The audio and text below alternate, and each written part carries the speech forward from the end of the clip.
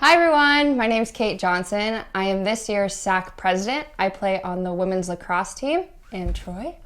I'm Troy Pratley. I play on the football team here, and I am this year's SAC vice president. Last week, Kate and I got the opportunity to head down to Phoenix, Arizona to attend this year's 2024 NCAA National Convention representing both Concordia Chicago and the NAC, the Northern Athletic Collegiate Conference, as SAC members, the Student Athletic Advisory Committee. So, as we mentioned, both Kate and I are on that, vice president and president. And so it was a really cool opportunity for both of us to get to go. So we're going to kind of share what our experiences were and talk a little bit about that with everybody. Give you a little insight. But first off, we want to say some thank yous.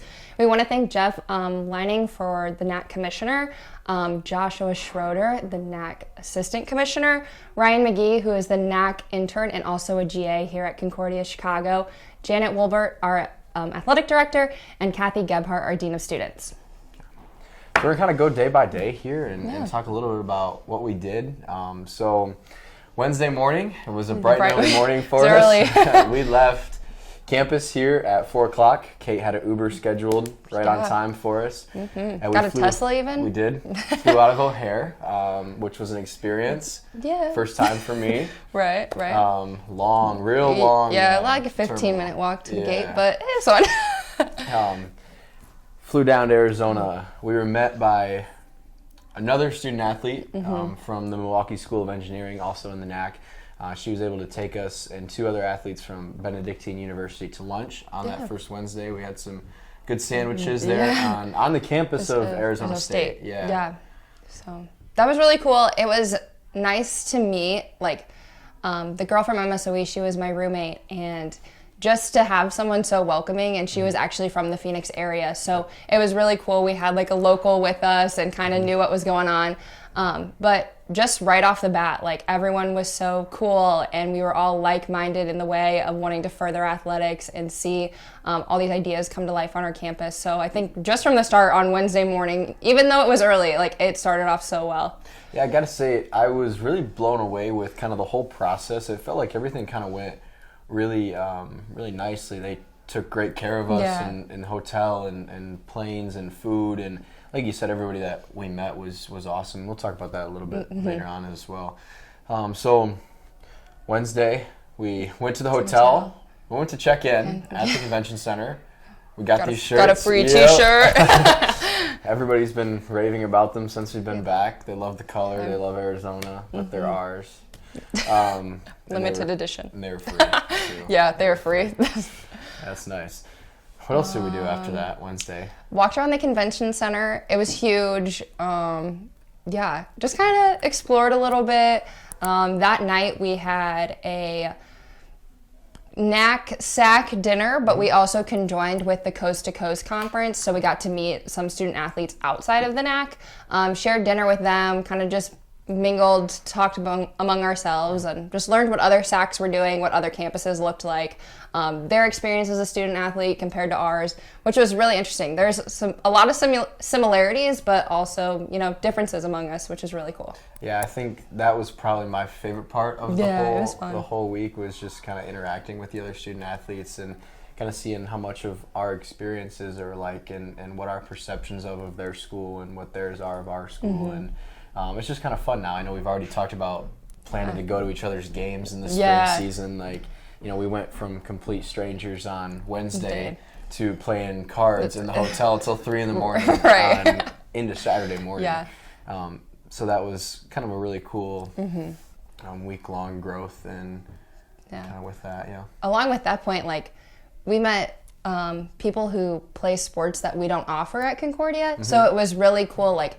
I probably would never go to an Aurora ice hockey game, but now I know someone on the team, so I'm eager to go. Or Marion, there was a girl that's on the bowling team, which we don't have here, which was just really interesting to see, and just meet new people I would never know of before.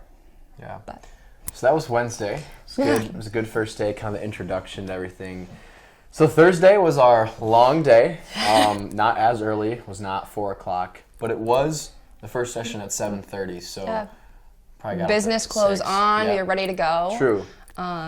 yeah, my top was from Ace Hardware. That's right. My shoes were from Walgreens, and I believe my pants were from In-N-Out. Do you remember your outfit?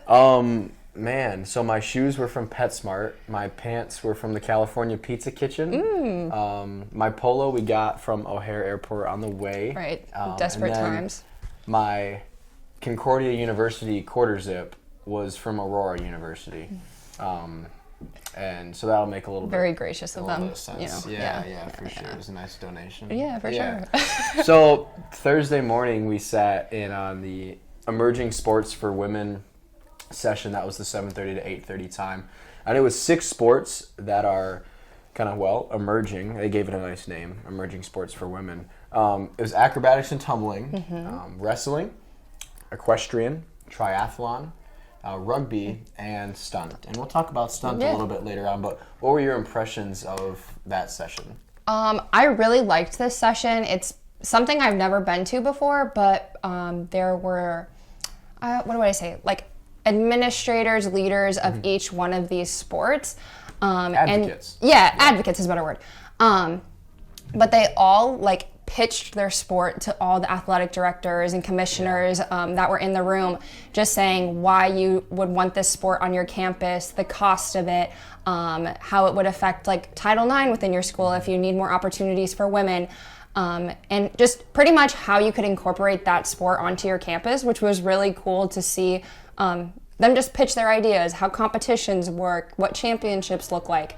It was something I've never seen, and I thought it was really cool. Yeah, and I think you mentioned the cool part that I took away from it was everything about the presentation was a sales pitch. It was, this is what you can expect from a roster size, which is tuition, right? This is what you can expect in terms of the season and the length. This is what you can expect for facilities. How much does it cost to onboard? What do uniforms look like? Right. What's travel look like? Right. All those type of things. I think we enjoyed equestrian just because that's not something real popular around us, but we were sitting in that meeting where can we put these horses, right? We're joking around. Where can we put these horses on campus?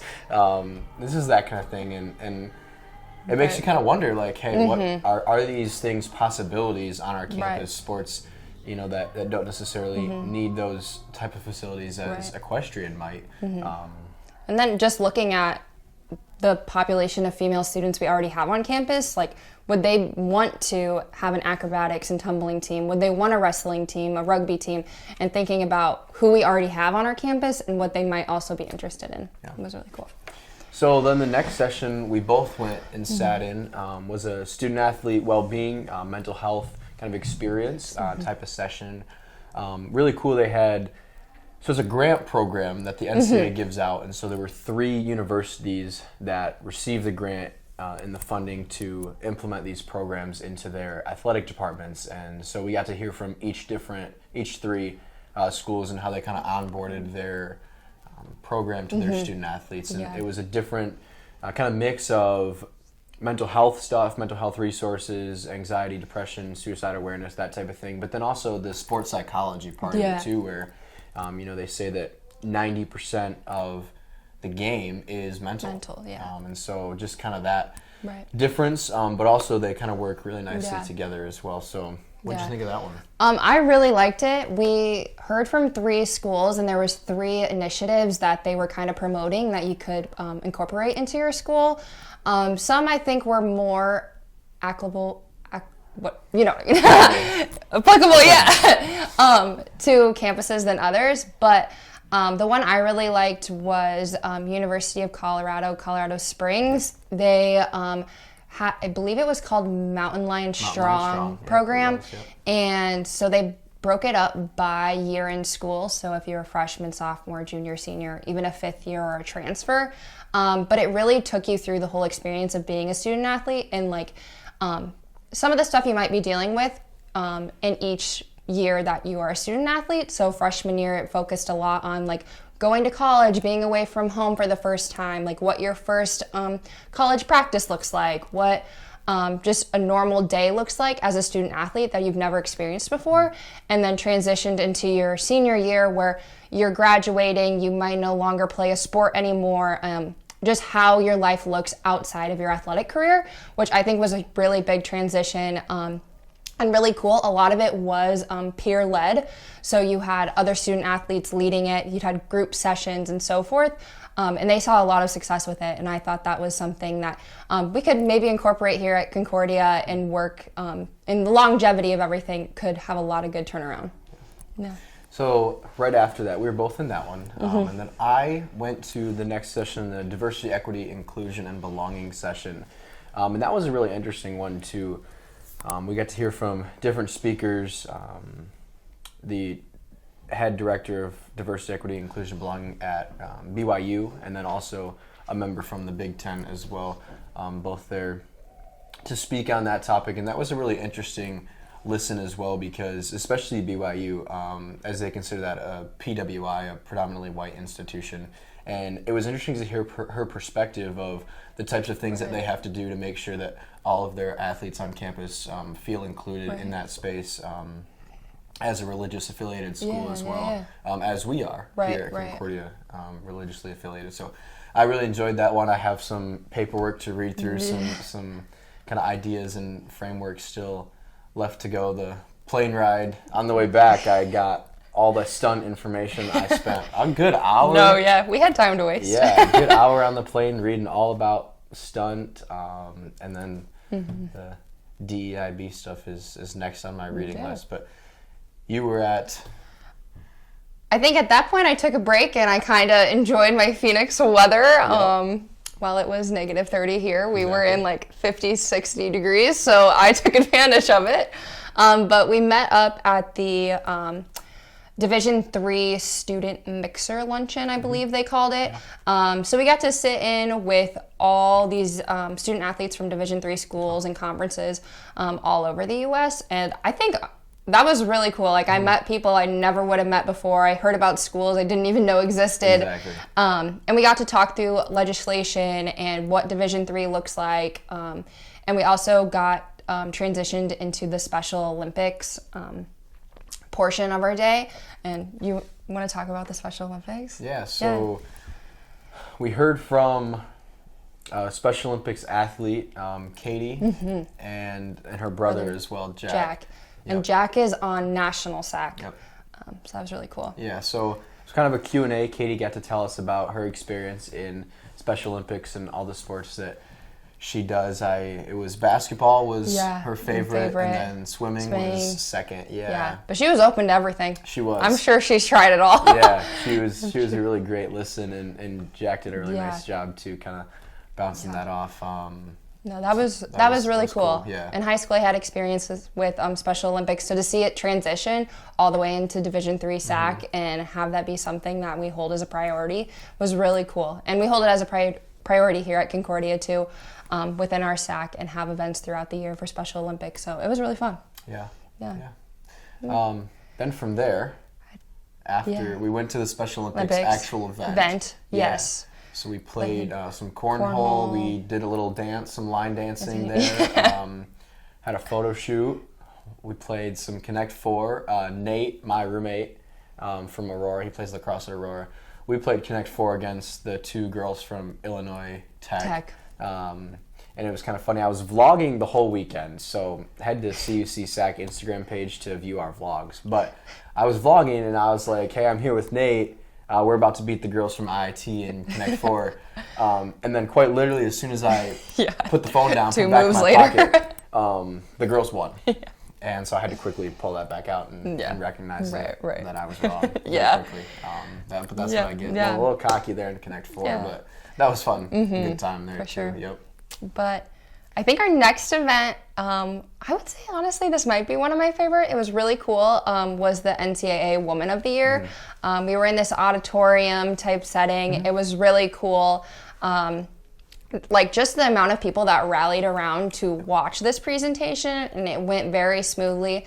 There was 30 nominations for NCAA Women of the Year.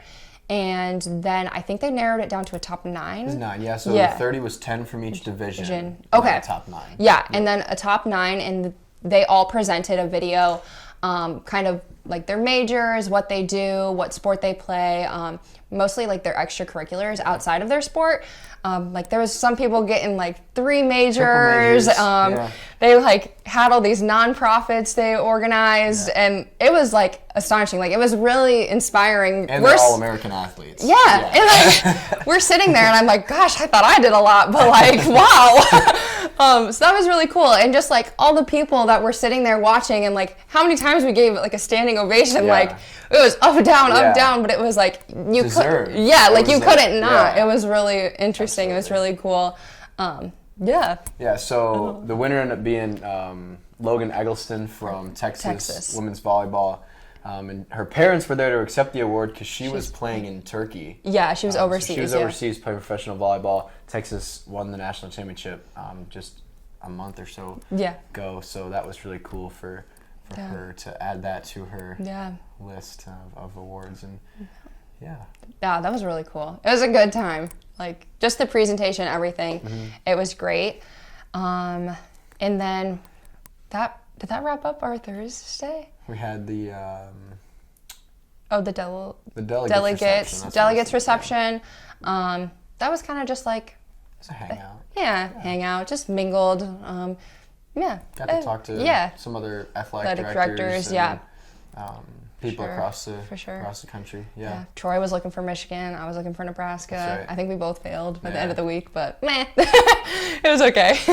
So that was Thursday. That was our long day. We did a lot. We sat in a lot of sessions. We learned a lot. Talked to a lot of people. Friday, so we got up similar time in the morning and went to the Issues Forum.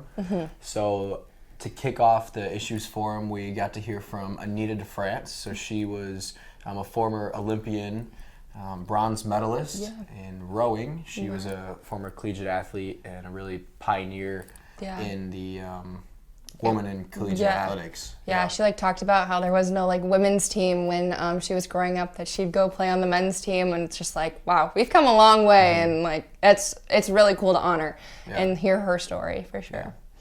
Then we moved into the Issues Forum part of it, specific to Division III. It opened up with athletic training.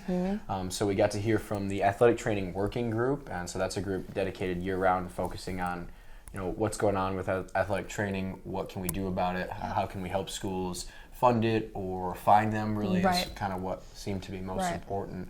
And so got to talk about that, hear from other administrators across the country, like, hey, this is what we're doing, this is the problems we're seeing. So what was your...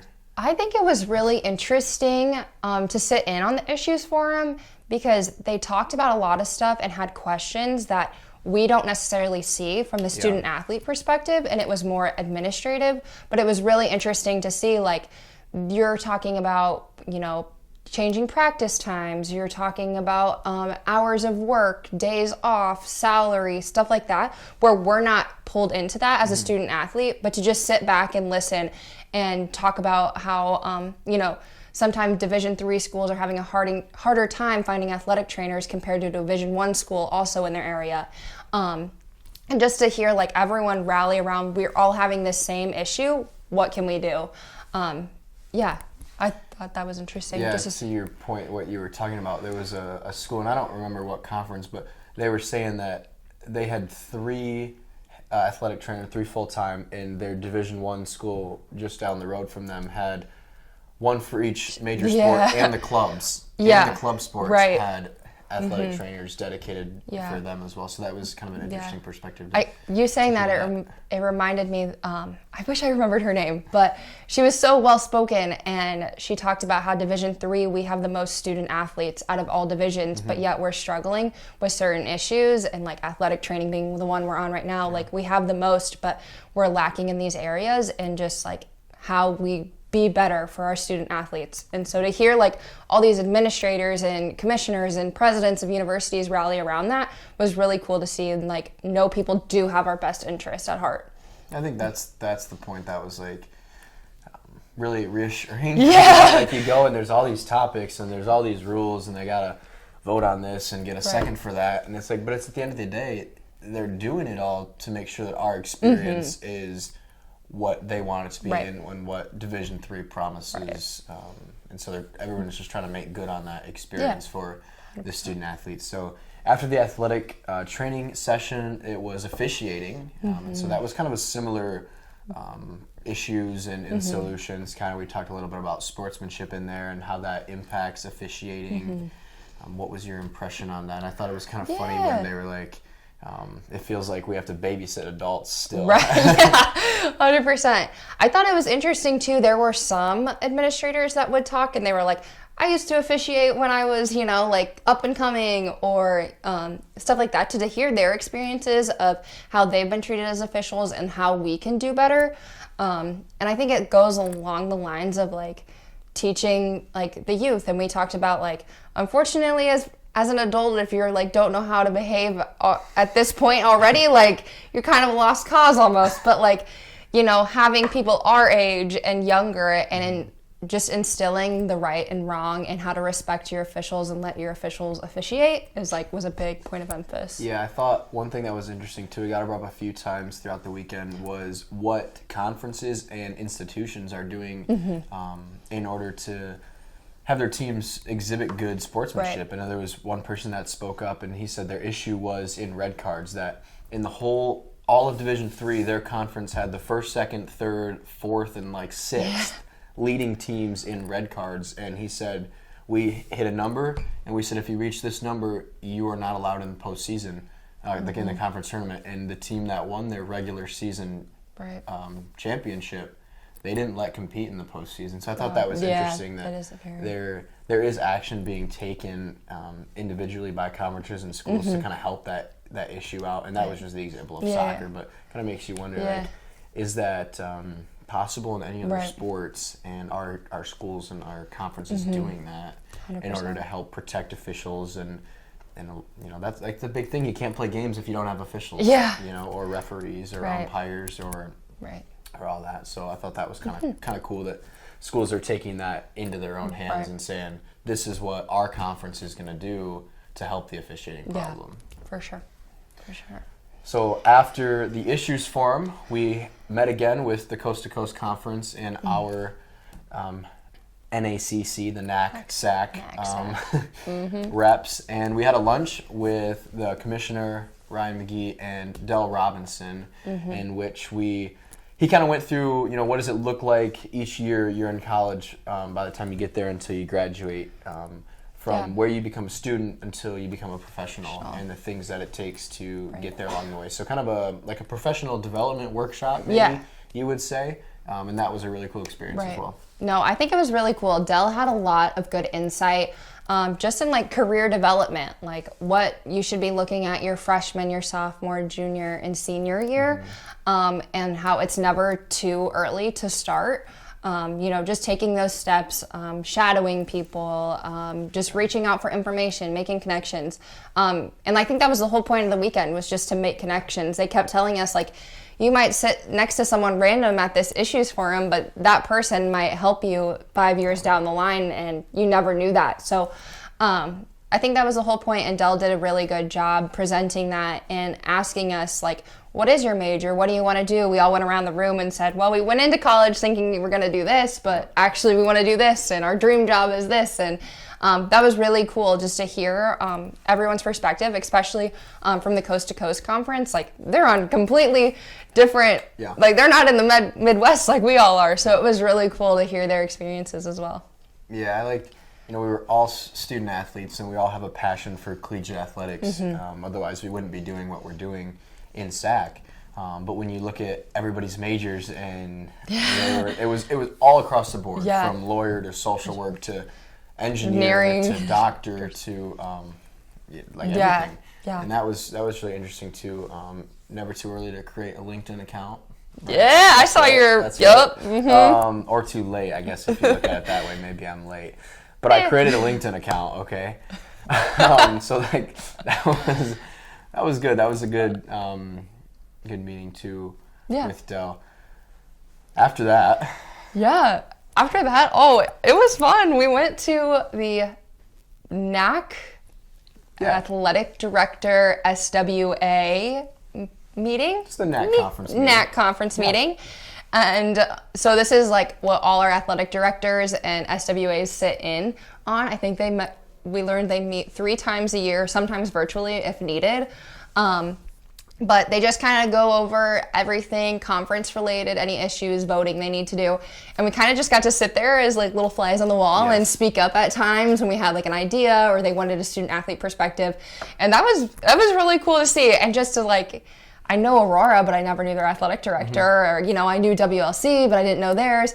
And just to see everyone's athletic director and who is kind of behind the scenes and everything. So that was cool. Yeah, I think that was probably my favorite session. Second favorite part of the weekend, second to meeting everybody and making new friends. But just being there and kind of seeing how that all functions. And like you said, like we get the student athlete perspective when we're on campus and in the way we see things and the issues and what we can do to solve them and everything's kind of student athlete centered. And then when you kind of get to be a fly on the wall to what takes place in these meetings, it opens your eyes like, okay, this is kind of how it happens. And so we talked about issues, women's golf championship, moving that, softball and baseball rescheduling, weather, that type of thing. Yeah, I'm trying to think what else. Golf, baseball, softball. Talked on lacrosse a little bit, but I know they went into an executive session where they had some more in-depth conversations.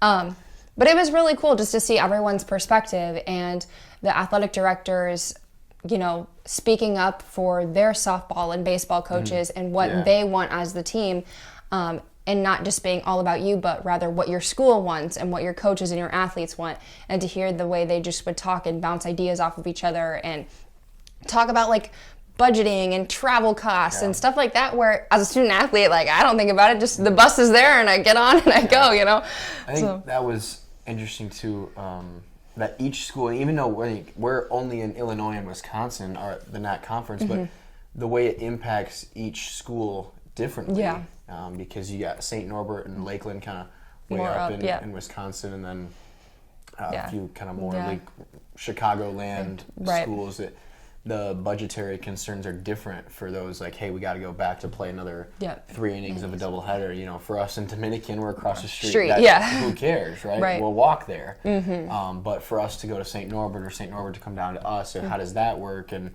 it's like, hey, it snowed at St. Norbert, but it didn't snow here, at Aurora. Can we come down to yours, but then they lose a home game and all that different stuff? And you don't think about it, right? And like you said, we show up because there's a bus and we have a game and we go to the game, we play the game, when the game's done, the bus is there, we come back. Right. And so, but there's a lot of behind the scenes work, and some of it you think about. Obviously, you're not too naive to know that it just like shows up. Right.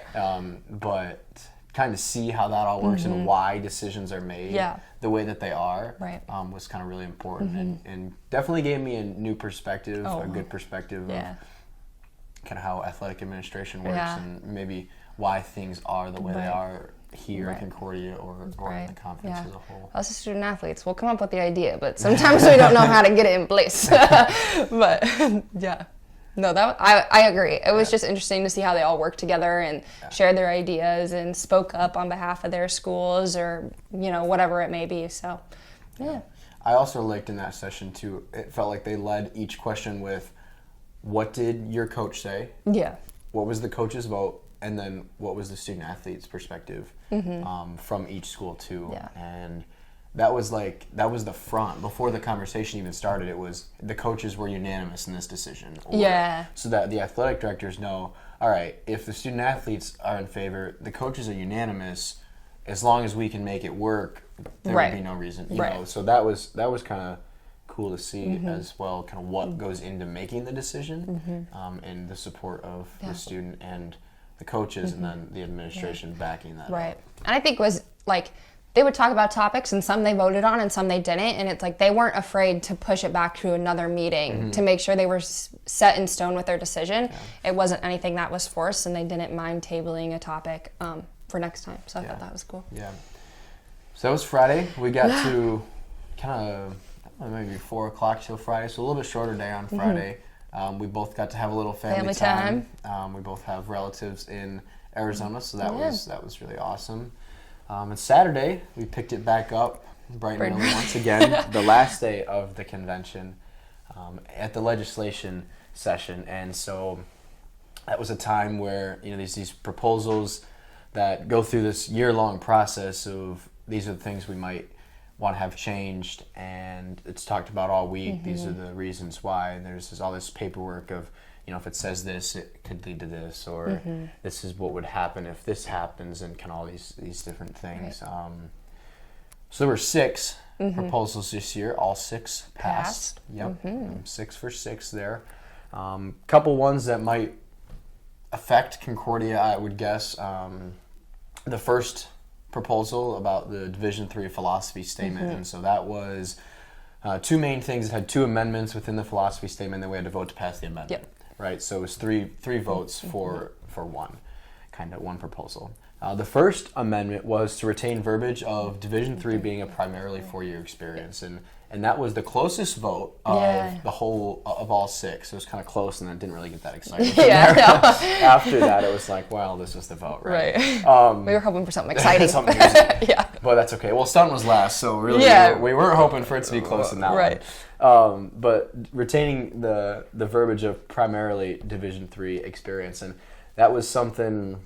The idea behind that is to not allow red shirts, and so athletic red shirts are not something that you can have at the Division III level. There's like a gray shirt or a hardship waiver, those type of things, but not a true like academic or athletic red shirt like you might experience at the Division I or Division II levels. And the idea behind that is for the Division III experience to be primarily 4 years, and the reason for that is because not all of these Division III schools have graduate programs. And Concordia does, but a school like Illinois Wesleyan does not.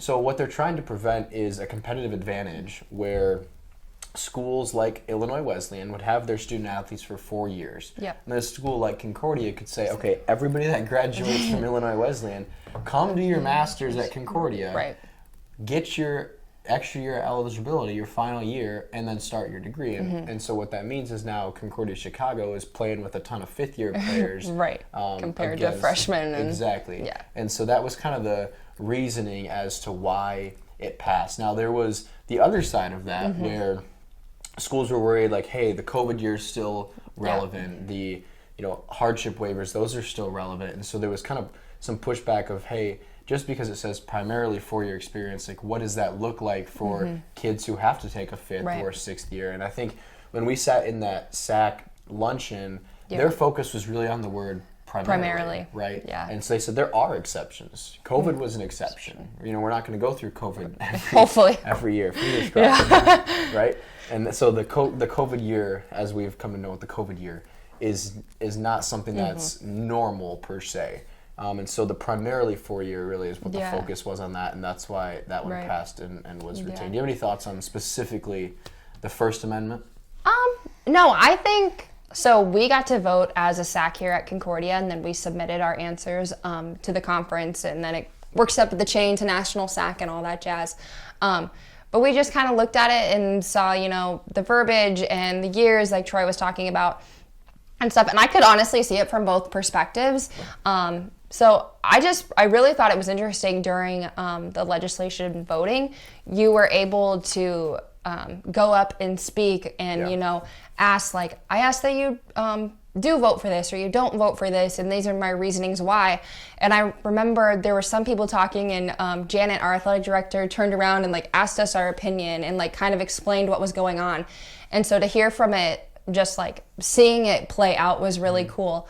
And yeah, it's just like how little words, few words can make such a big difference. And these people were going through the philosophy statement word by word, making sure like it still stood true to what Division III is. Yeah, and I think it's all about the word by word, because what people were getting hung up on was the prevention of future legislation. That's going to come important in the next amendment. But the verbiage in the philosophy statement might lead to actual legislation. Changing the philosophy statement, what we voted on last Saturday, would not have allowed red shirts. Yeah. That's not what that was. That was just a philosophy statement. Right. But they were worried that if you take out the primarily 4-year experience, it could possibly lead to a red shirt. And that's important for the Second Amendment in Proposal 1, which protected and prevented loopholes. for athletic scholarship at the Division III level. And again, that's another kind of foundational piece of the Division III experience is non-athletic scholarships. Division I offers those, Division II offers those, and Division III does not. No. And so that was kind of a similar type of argument to the first one, but simply more focus on the prevention of future legislation saying, hey, if we don't do this, we could allow athletic scholarships in the future, and that the prevention of that is what passed. Right. So still it was just everyone was looking for the longevity of everything, and that was cool, and making sure there was no loopholes, and we stand on the foundation that we are, and it wasn't necessarily pushed by the trends or pushed by what people, what is cool or what's going on right now. Right. Like it was, this is Division III, this is what we're founded on, this is what we believe, and this is what we stay true to. Yeah, and I appreciated that. Yeah. About that. So that was the first and second amendments of Proposal 1. Yeah. Then we had to vote on Proposal 1. Proposal 1 passed.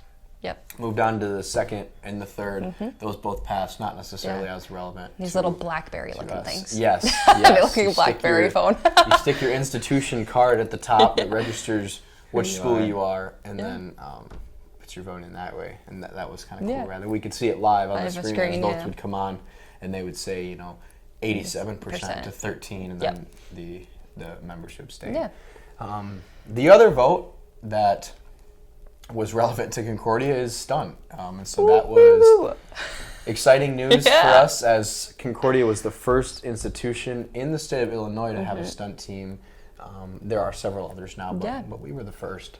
I know. And so that passed kind of to approve stunt as an emerging sport. It now goes through a 5-year phase to become an official NCAA sport, but kind of exciting news. Yeah, that one was a big one because last year they also voted on stunt and it got voted down. So for it to actually get passed this year was really cool. Yep.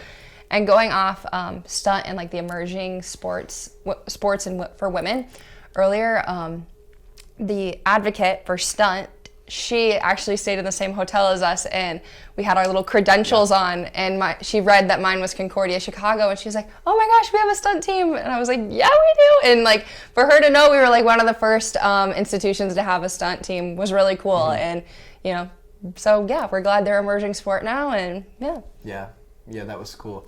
So one other thing that was really cool was this year was the first time that Division III National SAC had a vote in legislation.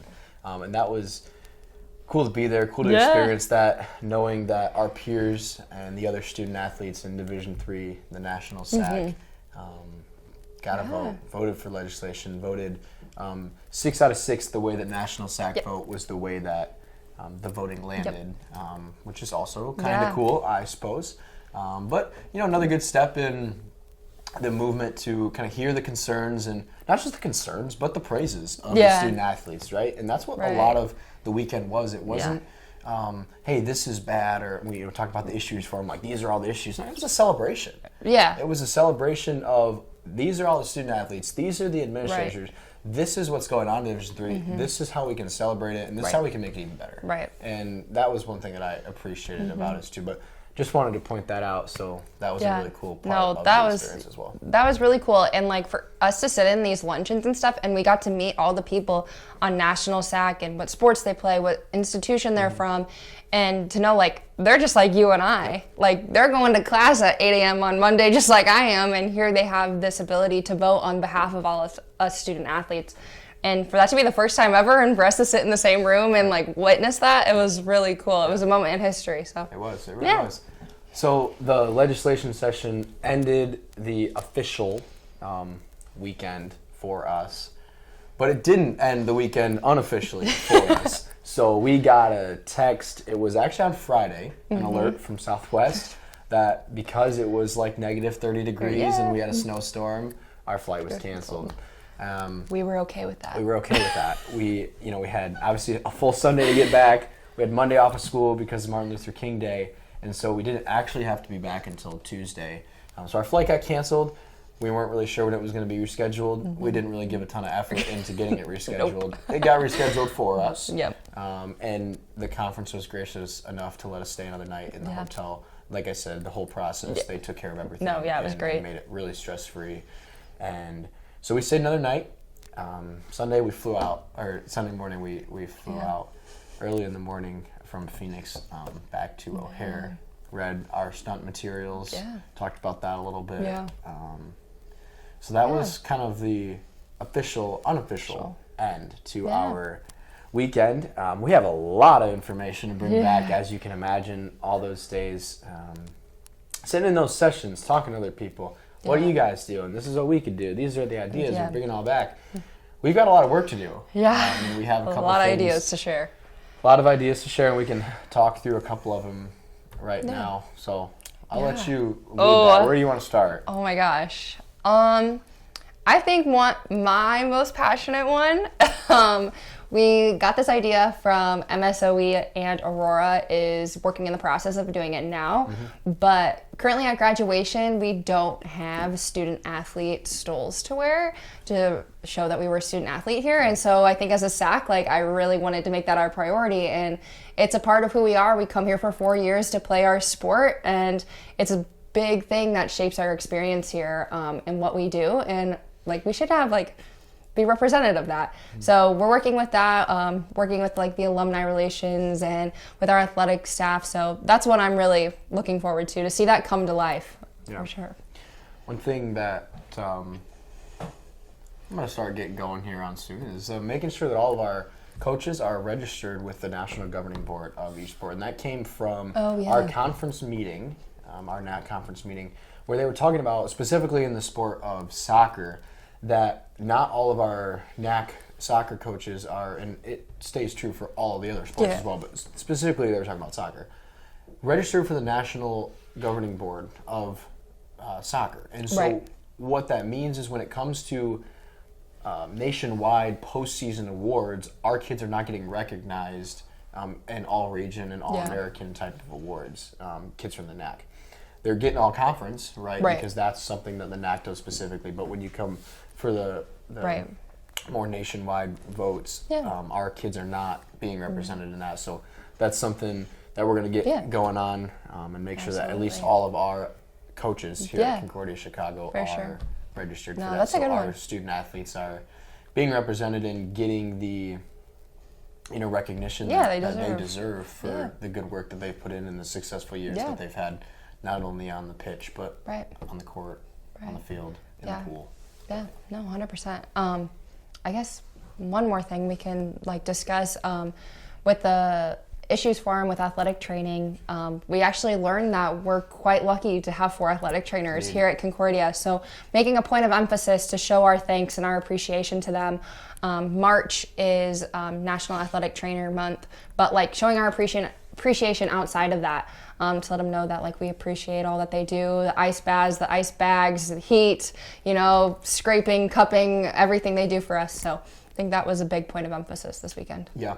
Another one I like, kind of sticking with the postseason theme, specifically again conference, one thing that not necessarily for us to do, but something that the conference talked about was kind of a matching postseason awards aligning. And so kind of, in a sport like football, for example, you might have a first team NAC of 20 players or 22.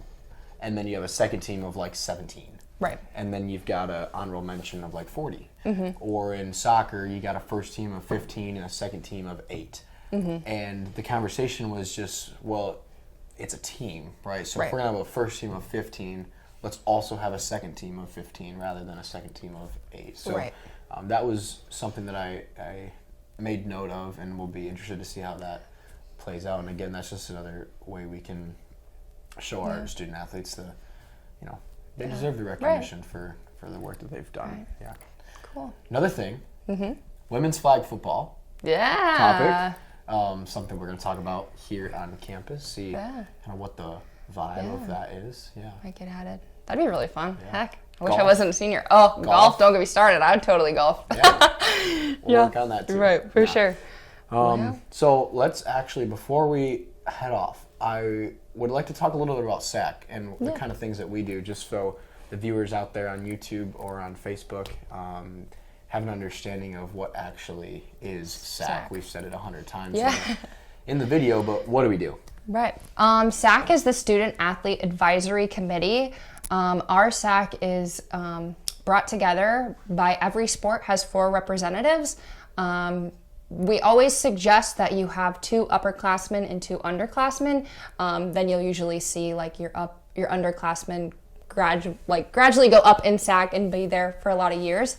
But I don't know, I feel like the easiest way to describe it is kind of like a union for student athletes in a way, where you get to come and voice your concerns. Maybe you have on campus or within your team, you need ideas, you want to see an initiative take place here on campus. But it's really just a safe space for athletes to come share what's going on in their team, what's going on campus that they want to see. We are broken up into 4, 5 subcommittees. Subcommittees. I am the chair for the Mental Matters subcommittee. Troy is our Special Olympics chair. We have Uproar, which is like school spirit, fan engagement at games, pep rallies, stuff like that. And then we also have Action, which is more community service outreach, just being in our Concordia River Forest community.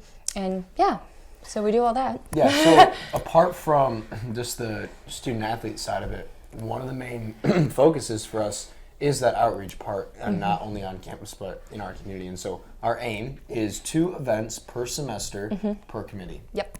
And so that looks a little bit different. I mean, how many events do we have first semester? Way more than 8, right? Yeah, There's a lot. There's a bunch on campus. And so we're looking forward to a second semester full of events.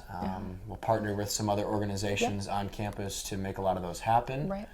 And then we'll cap it off with our athletic banquet at the end of the year, which we've already started on making happen. Yeah, it's a big production. It is a big one. Is there anything else you want to add about the weekend? I would say let's end it on a really high note. We vlogged the whole weekend. We had some Q&As, some funny stuff like that happen. What was your favorite vlog? That's a good question. What was my favorite vlog? I don't know. I had a lot of fun doing it. Kind of showed a little bit of my personality. But what was awesome is that every single person that was there wanted to be in the vlog and was in the vlog. Everybody made an appearance. It was like, hey, who wants to be in the vlog now? I'll do it. No. This is the question I got for you. I didn't tell them the question ahead No. of time, right? I think off the top of my head, I'm thinking, our outfits were funny. That was a good time. We got good feedback on that. Of course, our outfits that we mentioned at the beginning were not really from those places. What? I asked what was the fastest growing country, and the answer was good. Ireland, because every day it's Dublin. But the answer I got back was Djibouti. That was a good laugh. Does pineapple belong on pizza? Actually, I liked our How Do Cactuses Taste? From Olivia from Aurora, the women's ice hockey player. She gave a nice explanation of how cactuses taste. Is a hot dog a sandwich? She says it's not a sandwich, it's a taco. Never heard that take before. Also from Aurora, Nate says, I says water wet? He says no, but syrup is wet. I've never heard that either. So something going on at Aurora, they are spinning these questions into some really absurd takes that I'd never heard of, but create good content. Yeah, absolutely. Definitely. I think it was so fun. It was so impromptu. We didn't even talk about vlogging beforehand. No, we just did it. We pulled out the phone on the way to dinner the first time, and it was like, What's up? We're at Phoenix. This is the knack. We'll be vlogging all weekend. That's kind of what we did. I think Troy's really good at pointing the camera at me when I wasn't paying attention. That's right. But we got over it. Yeah, so the question for Kate was, does the toilet paper hang over the roll or under the roll? I don't care. I just put it on the roll and it is what it is. Yeah, but I think my roommate gets mad at me because it's wrong. It's supposed to be over. Over the top. But that's okay. We we live and we learn, guys. Right? You can't all be winners. So fair. Well, does pineapple belong on pizza? Yeah. It does? Yeah. That was one.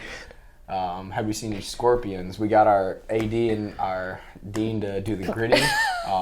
We won't put it in this video. No, we have to. All right, we might put it in this video. Janet, don't get mad at us. We'll see if it ends up in this video. But if it's not, like I said, go follow CUC SAC on Instagram. That's CUC SAAC. Yeah. Period. Anything else? I don't know. Cool. You? Yeah. I guess one last thank you to everyone who sent us out to convention. It was a great time. If you have the opportunity to ever go to convention, I highly suggest it. It was a great experience. A lot of good people. Learned a lot, like you can tell, and yeah, I'd definitely go again. Absolutely. Next year's in Nashville. So please. Yep. Yeah. Well, that's it. That's all we got. Thanks for listening. We hope you enjoyed our, sharing our experiences and the fun that we had and all the information that we learned. We look forward to continuing to be advocates for our student athletes, not only on campus, but for the Northern Athletic Collegiate Conference as well. And as always, Roll Cougs.